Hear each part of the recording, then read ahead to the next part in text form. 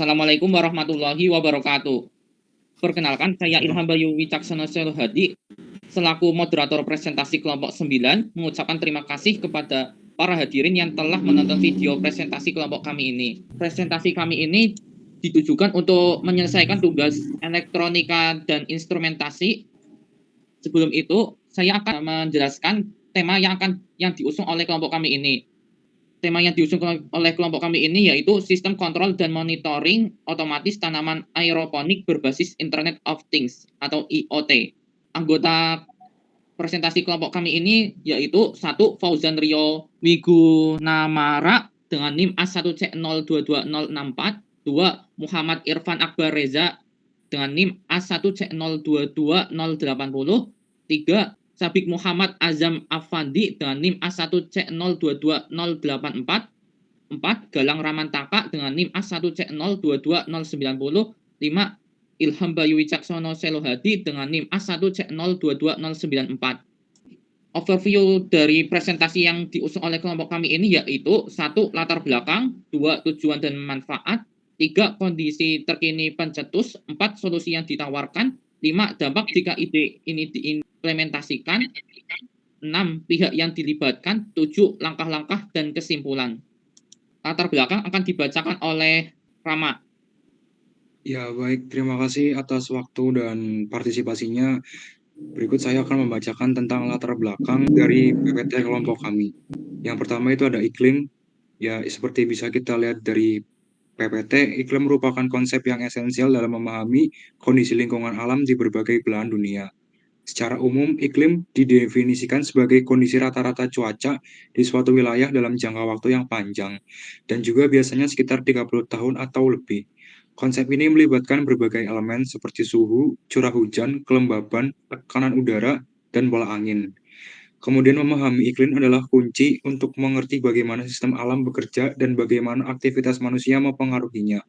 Iklim memiliki pengaruh besar terhadap ekosistem dan juga kehidupan manusia. Kemudian yang kedua, yang termuat dari latar belakang itu merupakan aeroponik.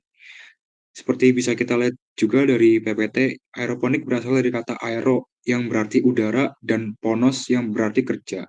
Secara harfiah, aeroponik berarti bekerja di udara.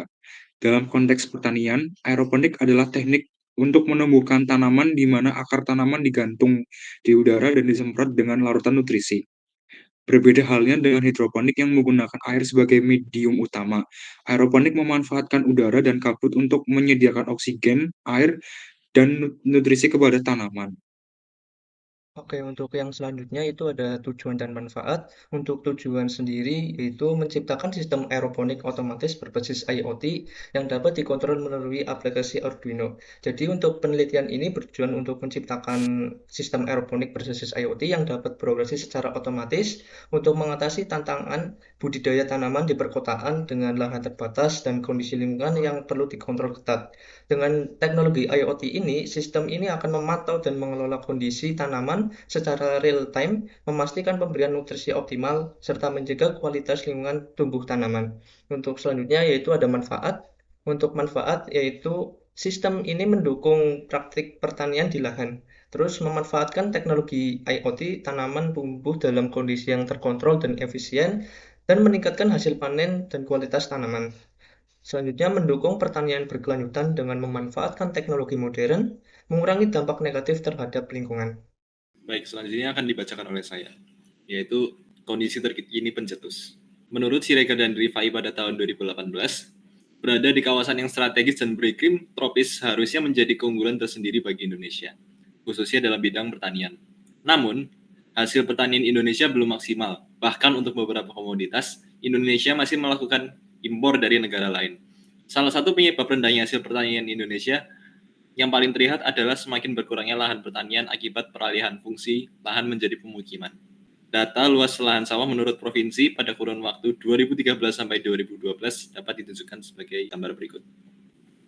Salah satu metode tanam yang sudah populer dan banyak digunakan untuk melakukan urban farming adalah hidroponik. Hidroponik adalah metode untuk menumbuhkan tanaman dengan memberikan larutan nutrisi yang diatur sesuai dengan tanaman tanpa media tanam tanah. Aeroponik sebagai modifikasi dari hidroponik mulai banyak digunakan. yaitu bertanam dengan cara membiarkan akar tanaman tergantung bebas di udara. Pemberian nutrisi dilakukan dengan cara mengubah larutan nutrisi dari wujud cair menjadi kabut yang kemudian disemprotkan ke akar tanaman. Dalam budidaya aeroponik, larutan nutrisi yang mengandung unsur-unsur hara yang dibutuhkan tanaman diubah menjadi butiran air seperti kabut dan kemudian disemprotkan ke akar tanaman. Dengan teknik cocok tanam ini, meskipun luas lahan tanam sempit, produktivitas lahan dapat tetap tinggi. Namun, teknik ini juga memiliki kesulitan terutama pada perawatan yang membutuhkan perhatian lebih. Akar tanaman aeroponik harus selalu mendapat semprotan larutan nutrisi agar tidak kering dan menjadi layu. Selain itu, intensitas semprotan juga harus diatur agar tidak terlalu sedikit maupun terlalu banyak, sehingga akar tanaman dapat menyerap nutrisi yang diberikan dengan maksimal. Maka dari itu, penggunaan Internet of Things atau IoT menjadi pilihan yang tepat untuk meningkatkan akurasi kebutuhan tanaman akan air dan nutrisi.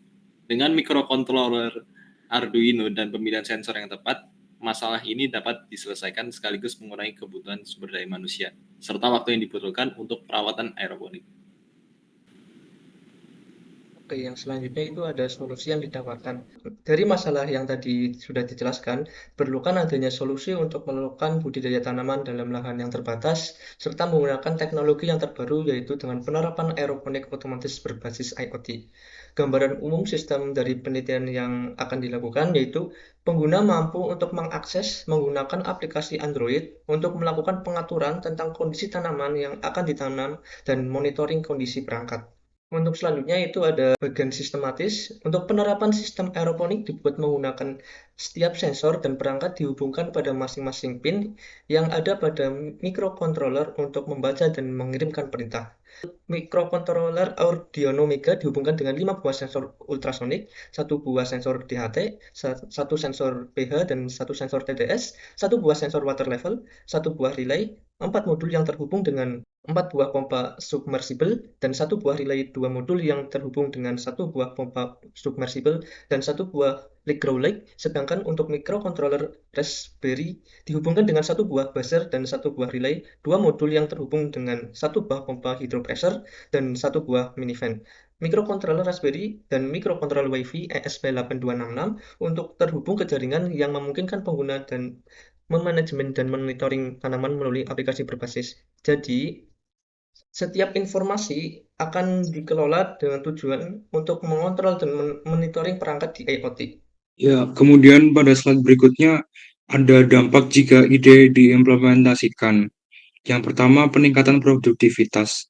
Dengan menggunakan teknologi IoT, petani dapat memantau kondisi tanaman secara real time. Sensor-sensor yang terpasang akan mengukur berbagai parameter seperti kelembaban udara, suhu, pH air, dan juga nutrisi tanaman. Data ini kemudian dikirim ke perangkat pusat yang dapat menganalisis dan memberikan rekomendasi atau bahkan melakukan penyesuaian otomatis pada sistem aeroponik. Hal ini memungkinkan tanaman mendapatkan kondisi yang optimal sepanjang waktu, yang pada akhirnya meningkatkan produktivitas. Yang kedua, ada efisiensi penggunaan sumber daya. Sistem aeroponik memerlukan kontrol yang tepat atas penggunaan air dan juga nutrisi tanaman. Dengan IoT, penggunaan air dan juga nutrisi dapat diatur secara lebih efisien berdasarkan kebutuhan aktual tanaman. Hal ini tidak hanya menghemat sumber daya, tetapi juga mengurangi dampak lingkungan. Kemudian yang ketiga ada pengurangan biaya operasional. Otomatisasi dalam sistem aeroponik mengurangi kebutuhan tenaga kerja manual untuk pemeliharaan rutin. Pengawasan dan juga intervensi manual dapat diminimalkan, sehingga biaya operasional dapat ditekan lebih rendah. Selain itu, penghematan pada penggunaan air dan juga nutrisi juga berkontribusi pada pengurangan biaya. Kemudian yang terakhir adalah keberlangsungan dan keamanan pangan. Dengan meningkatkan efisiensi dan produktivitas, sistem IoT pada pertanian aeroponik dapat membantu memenuhi kebutuhan pangan global yang terus meningkat. Pertanian berkelanjutan yang didukung oleh teknologi ini juga lebih tahap terhadap perubahan iklim dan juga kondisi lingkungan yang tidak menentu. Selanjutnya adalah pihak yang terlibat. Yang pertama yaitu pemerintah. Sebagai pembuat regulasi untuk izin mendirikan bangunan atau IMB dalam pendirian suatu bangunan dan alat dengan skala yang besar, pemerintah melalui Perusahaan Listrik Negara atau PLN menjadi badan pengelola yang juga memiliki kewenangan terkait dengan semua fasilitas dan tata kelola listrik, dan juga melalui Menteri Pertanian untuk merealisasikan dalam pembuatan sistem alat ini. Kemudian pihak yang kedua adalah akademisi. untuk menilai serta mengevaluasikan kinerja dan penggunaan sistem kontrol dan monitoring aeroponik pada bidang pertanian ini, agar nantinya sistem ini dapat dikembangkan lagi dan diinovasikan lagi menjadi sebuah terobosan, suatu ide yang akan bermanfaat bagi banyak orang. Yang ketiga adalah pemilik modal. Mengingat teknologi sistem kontrol dan monitoring otomatis aeroponik ini merupakan mega proyek, maka diperlukan supporting pendanaan yang tidak sedikit. Dengan pengelolaan secara profesional, meskipun listrik adalah aset vital, tetapi bisa memberikan keuntungan yang menjanjikan bagi investor.